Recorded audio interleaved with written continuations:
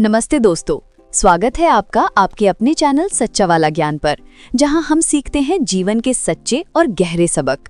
तो चलिए आज सुनते हैं एक प्रेरणादायक कहानी जो हमें बताएगी कि संघर्ष क्यों जरूरी है। एक समय की बात है, एक शांत और सुंदर गांव में रवि नाम का एक किसान रहता था। रवि अपनी ईमानदारी और अथक मेहनत के लिए पूरे गांव में प्रसिद्ध था। वो हमेशा मुस्कुराता रहता और हर परिस्थिति का सामना हिम्मत से करता था। एक सुबह जब रवि अपने खेतों की ओर जा रहा था तो उसकी मुलाकात एक तेजस्वी और वृद्ध साधु से हुई। साधु ने रवि को पास बुलाया और अपनी झोली से एक चमकता हुआ अनमोल बीज निकाला। साधु ने रवि को वो बीज देते हुए कहा, बेटा, ये कोई साधारण बीज नहीं, ये एक जादुई बीज है।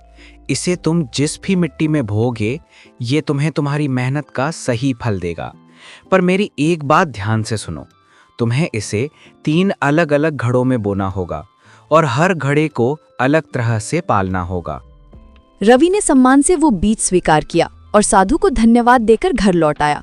वो रात भर सोचता रहा कि इस बीज को कैसे बोया जाए। उसने बीज के 3 हिस्से किए और 3 मिट्टी के घड़े लिए।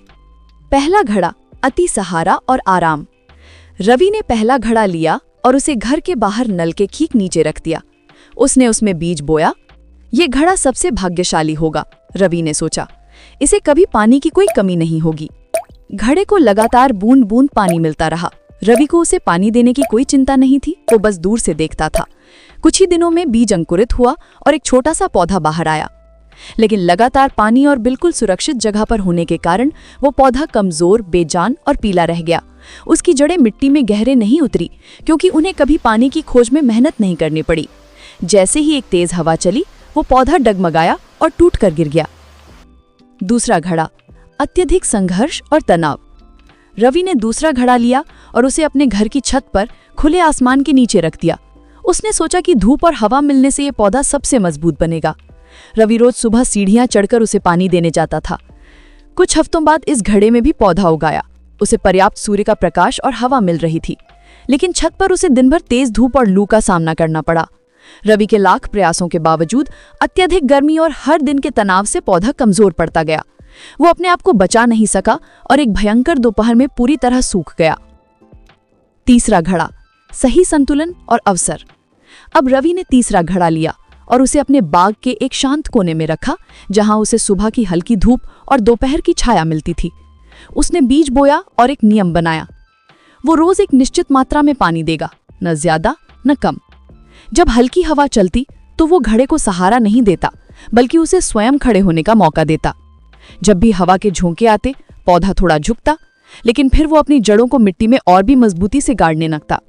संघर्ष ने उसे अंदर से लचीला और शक्तिशाली बना दिया। कुछ महीनों बाद तीसरे घड़े का पौधा एक विशाल, घना और हरा भरा वृक्ष बन गया। उसकी जड़ें जमीन में इतनी गहरी थी कि भारी तूफान भी उसे उखाड़ नहीं सका।